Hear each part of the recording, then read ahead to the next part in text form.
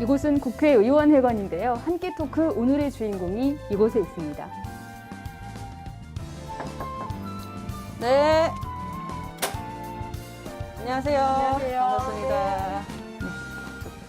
멀리서 오셨죠? 네.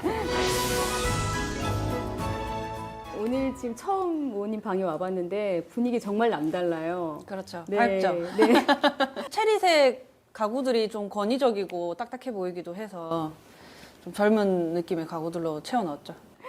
6개월 동안 국회의원 생활하신 건데 어떠셨어요? 국정감사도 처음 지나고 조금 이래저래 의정활동에 조금씩 익숙해지고 있는 중이죠.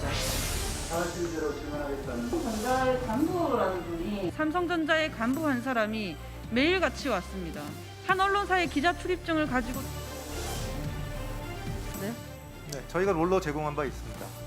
그러면 그게 기술 탈취죠. 아닙니다. 일반적으로 왜 이술자 그렇지 말장난하지 마시고요. 국정감사 네. 말씀하셔서 정말 핫이슈였죠. 어떤 준비를 좀 하셨었어요? 당시에 그 중소기업 사장님께서 찾아오셔서 민원을 해주셨습니다. 그래서 함께 준비해서 이제 문제 제기를 했고 지금 어느 정도 개선이 되고 있습니다. 현장에 계신 분들은 자기 그 본인들의 먹고 사니즘의 문제거든요.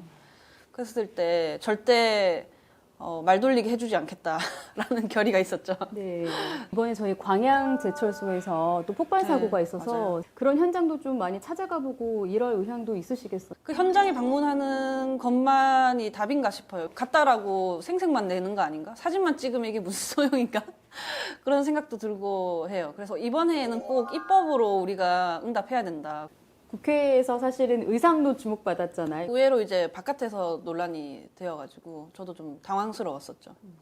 그런 옷을 입다니 뭐 성추행을 당해도 할 말이 없어야 된다 이런 댓글들이 좀 있었는데 이렇게 평범한 원피스를 두고도 그런 댓글들을 단다면 도대체 평소에 이 젊은 여성들을 보는 시선이 어땠던 것인가 하는 생각이 들더라고요. 또 의원님들 중에서도 원피스 입고 오셔서 생각나서 입고 왔다면서 인증까지 또 하고 돌아가신 분도 있고 여성 그래요. 의원분들 네네네. 중에서. 그때 의원님들한테 정말 당을 불문하고 연락 많이 받았어요. 실제로 그 이후에도 여러 가지 의상을 뭐 다양하게 입고 이제 국회도 가셨는데 점차적으로 좀 인식의 변화라든지 시각이 좀 달라진다 이런 것도 느끼셨어요? 국정감사를 거치면서 조금 많이 바뀌었는데요.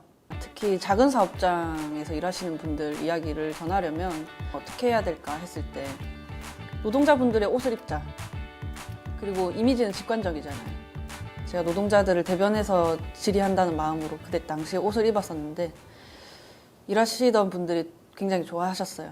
그 옷이 또 마침 광주에서 온 옷이기는 해요. 너무 보여주기식이다. 뭐 의상에 치중하는 거 아니냐 이런 지적도 있을 수 있잖아요. 저는 옷만 입으면 전할 수 있다는 점, 안 입을 이유가 없죠. 국회의 어떤 고질적인 문화, 뭐 관행 이런 거 혹시 눈에 띄는 게 있으셨는지? 토론회 같은 게 열리면 축사를 막 20분씩 하더라고요. 토론회가 사실은 본질인데 쓸모없는 의전 문화에서 비롯된 것들 중에 하나거든요.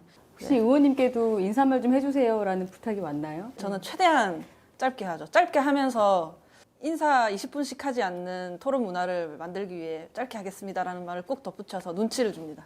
정치를 어떻게 하게 되셨어요? 이렇게 어린 나이는 아니지만 빨리 입문을 하신 거잖아요. 한국 나이로는 29이거든요, 지금. 대학도 왔고 취업을 딱 했는데 이 사회생활이라는 것이 해보니까 평범하게 산다는 게 참 어렵더라고요. 생각보다 부조리한 것도 많고 제가 있던 게임 업계는 뭐 장시간 노동 문제도 있고 고용 불안 문제도 상당히 큰 편이고 하나씩 목소리를 내다가 혼자서는 안 되겠더라고요, 그게. 그래서 제가 노동조합 설립을 좀 주도를 했었고요. 그러다가 잘렸고요. 그래도 노조는 만들어졌어요, 결국. 일법을 하려면 정치를 해야 되더라고요. 그런 흐름으로 여기까지 오게 되었습니다.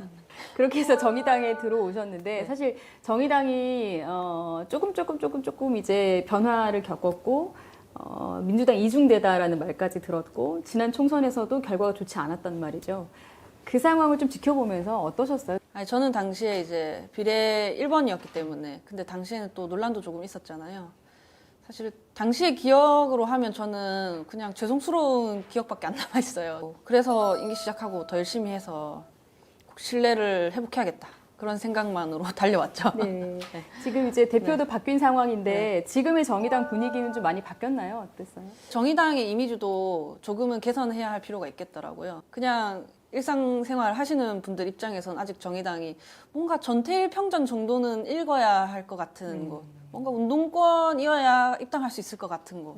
근데 정의당이 내놓은 슬로건은 사회적 약자와 서민들을 위한 정당이거든요. 그렇게 어렵게 느껴지면 안 되잖아요. 그때 홍보가 조금 더 쉽게 일상적인 언어로 우리 당을 전달할 수 있을 거라고 생각하고 있어요. 정의당이 뭐 당론으로 채택한 여러 가지 뭐 의안들도 있겠지만 이제 의원님께서 여러 가지 입법 준비하고 계시잖아요. 우선 저는 정의당 5대 입법 과제 중에서 강간죄 개정을 맡아서 1호 법안으로 발의를 했고요. 네. 저의 총선 공약, 그러니까 저의 총선 공약 1호는 그 장시간 노동을 좀 유발하는 포괄임금제라는 이 임금제도를 폐지하는 것이었는데요. 그것도 이어서 발의를 한 상태입니다. 네, 가족분들을 의원님 활동 보면 물론 응원하시겠지만 어떻게 보세요? 최근에? 저희 어머니는 사서 고생한다고 별로 안 좋아하시고요. 뭐 여느 남매들처럼 남동생이 2명인데요. 누나 하는 일에 별로 관심이 없어요. 어머님은 별로 이렇게 정치하는 거를 좋아하지 않으셨던 모양이에요. 평범하게 살아라. 그게 제일 좋은 거다. 그 말씀을 입에 달고 사셨죠. 부모님은 그러시죠. 네. 혹시 행여나 다칠까봐 그렇죠, 그런 그렇죠. 걱정 때문에. 국회의원으로서 본인한테 어떤 점수를 준다면 네. 몇 점 정도 줄 수 있을까요? 점수 매길 때가 제일 난감한데요. 네. 임기가 4년이니까 1년에 25점씩 해서 최종적으로 100점을 만들겠습니다. 1년 차니까 지금은 25점. 네. 앞으로 이제 어떤 국회의원이 되고 싶은지 임기 끝났을 때 필요할 때 곁에 있었던 사람으로 남고 싶습니다.